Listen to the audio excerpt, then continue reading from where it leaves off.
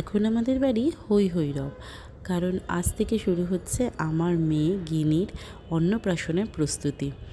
Card এসে গেছে আর তাতেই দেওয়া চলছে তেল হলুদ। খুব অদ্ভুত লাগছে, এটা একটা আলাদাই ফিলিংস। মনে হচ্ছে এই তো সেদিন হসপিটাল থেকে পুচকেটাকে কোলে করে নিয়ে এলাম, এরই মধ্যে ওর অন্নপ্রাশনের সময় হয়ে গেল। সময় কিন্তু খুব তাড়াতাড়ি কেটে যাচ্ছে।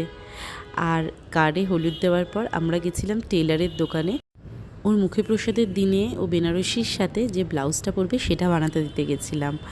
আর এখন দিদা নিজের সাজগোজের জন্য শাড়ি কিনতে এসেছে, কারণ দিদাকেও তো বেশ সাজতে হবে না।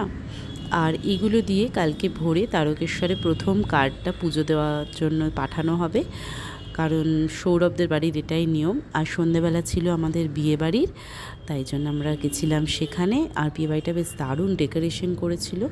আজকের এই রিলসটা ভালো লাগলে প্লিজ ডু লাইক, কমেন্ট,